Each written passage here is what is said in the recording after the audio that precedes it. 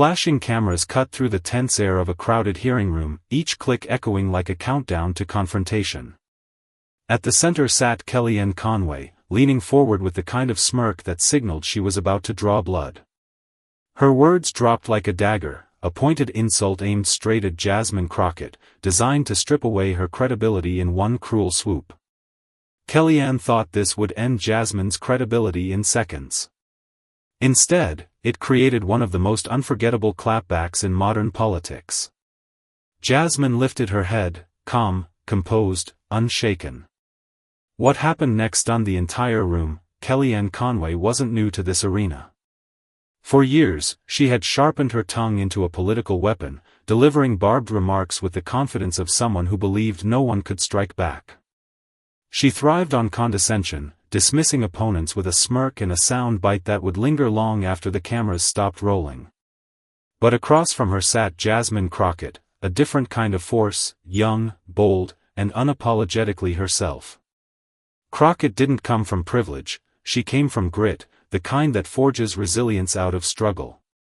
She carried the weight of a generation hungry for honesty, for leaders who refused to be silenced by arrogance. This wasn't just Conway versus Crockett.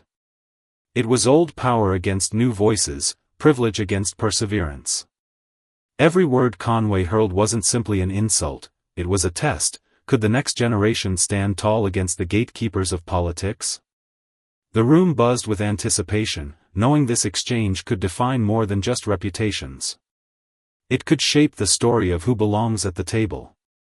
And in this showdown, the nation would pick a side. Kellyanne Conway rose to national prominence as one of Donald Trump's most loyal defenders, a strategist who mastered the art of turning scandal into spectacle.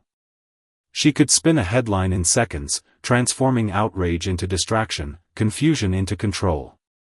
In cable news studios and congressional hearing rooms, she perfected the role of the smug insider, sharp-tongued, quick-witted, always ready with a dismissive laugh. To her admirers, she was fearless. To her critics, she was the architect of gaslighting politics, a woman who wielded words like smoke and mirrors. But beneath the polished quips lay contradictions she never confronted.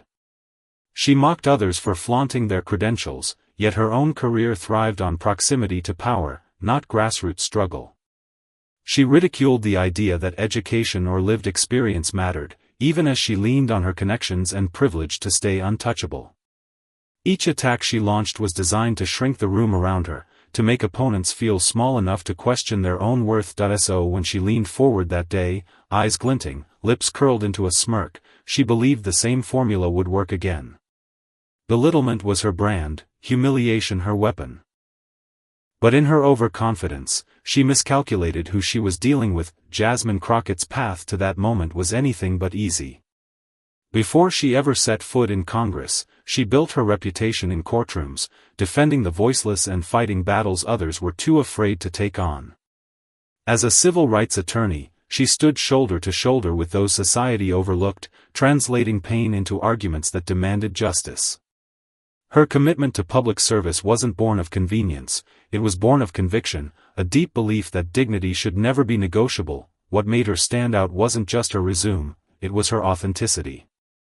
Crockett spoke with a raw honesty that resonated far beyond political circles. She wasn't polished to please, nor scripted to appease. She was courageous enough to be herself, and that courage earned her loyalty from people who saw their own struggles in her story. Where Conway had power handed down through proximity to privilege, Crockett carved hers from struggle, each scar sharpening her resolve. And it was precisely that history, the grit, the grind, the unshakable authenticity, that gave her an edge Conway could never anticipate. That's exactly why her answer would shake the room. Conway leaned in, her voice dripping with sarcasm, each word sharper than the last. She dismissed Jasmine Crockett's background with a flick of her hand, sneering as though service and sacrifice were nothing more than props in a play she controlled. Her tone grew harder, more biting, circling the same insult like a hawk hovering above its prey. Every line was meant to bruise, to remind Crockett of the hierarchy Conway believed she owned, but Crockett didn't flinch. She listened, steady and unshaken, her eyes locked on Conway with the quiet confidence of someone who knew patience could be more devastating than anger. Her composure unnerved the room. The longer she stayed calm, the more Conway raised her voice, desperate to provoke a crack that never came. Around them, the atmosphere tightened. Spectators leaned forward, breaths caught in their throats, unsure if they were about to witness a collapse or a comeback. Conway mistook silence for weakness, piling on with even greater force. But Crockett's stillness wasn't surrender, it was strategy, building toward a moment that would change the dynamic entirely. The verbal temperature was rising, but Crockett hadn't even started yet. Then, in the pause after Conway's last barb, Jasmine Crockett finally spoke. Her voice didn't rise to match the venom she'd endured, instead, it cut through the air with calm precision. She began by acknowledging the insult directly, not dodging it, not pretending it hadn't been thrown. Her tone was steady, deliberate. "You think my worth is measured by what you dismiss," she said, eyes fixed on Conway, "but let me remind you what real service looks like." The room stilled. Crockett moved point by point, each line building like the rhythm of a closing argument. She reminded the chamber of her years as a lawyer defending those without a voice, her record of showing up where justice was denied, her refusal to be bought or silenced. Then she pivoted, contrasting that with Conway's career of spin and spectacle. Her words weren't shouted, they were sharpened. Every pause, every look, was timed for maximum weight. Gasps rippled when Crockett pressed further. "Credentials don't scare me. Privilege doesn't intimidate me. Because my legitimacy was never handed down. It was earned." The murmurs swelled into open nods of approval, the audience sensing the tide turning before their eyes. Conway shifted in her seat, her smirk faltering, the confidence draining from her face, and then came the line that sealed the moment, the blow that transformed a confrontation into a viral legend. Crockett leaned in, her voice low but resonant, a truth wrapped in steel. "Your insult says more about you than it ever could about me. Because at the end of the day, dignity outlasts arrogance, and service will always outshine privilege." It wasn't just a rebuttal. It was a dismantling. And as her words echoed through the chamber, the silence that followed was louder than any applause. Within minutes of the exchange, clips of Jasmine Crockett's clapback were racing across social media like wildfire. The sharpest lines looped endlessly on TikTok and Twitter, transformed into memes, stitched into reaction videos, and paired with music that turned her calm takedown into a rallying anthem.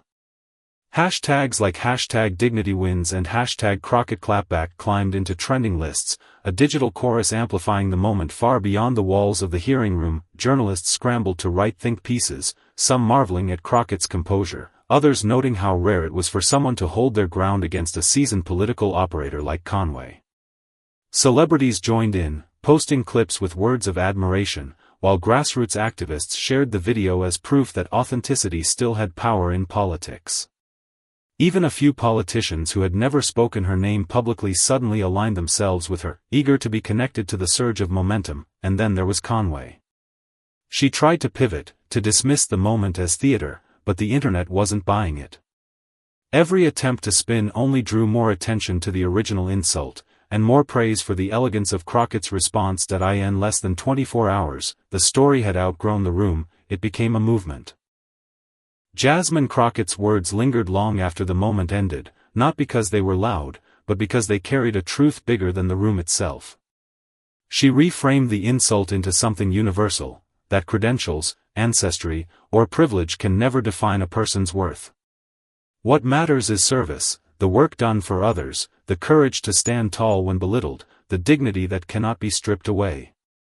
In her calm defiance, Crockett gave voice to everyone who had ever been told they weren't enough, everyone who had been underestimated, dismissed, or erased. This was more than a clapback. It was a declaration that dignity will always outshine arrogance. It was proof that authenticity can topple entitlement, and that truth delivered with composure has more force than the sharpest insult. The lesson wasn't just about politics, it was about life, about how we choose to measure value, and about who we allow to define us. Crockett's stand reminded the nation that arrogance fades, but service echoes. And in that moment, people didn't just see a politician defending herself, they saw a mirror of their own strength, their own battles, their own possibility. Kellyanne tried to humiliate Jasmine, but ended up humiliated herself. What was meant to be a dismissal turned into a defining moment, proving that arrogance crumbles when faced with dignity. Crockett didn't just defend her name, she defended the principle that service, authenticity, and courage will always outweigh privilege and smugness. This wasn't just politics, it was a cultural reset, a reminder of where true power lies. If you believe in voices like Jasmine's, subscribe, share, and join this movement. Because the next viral clapback could spark the next cultural shift.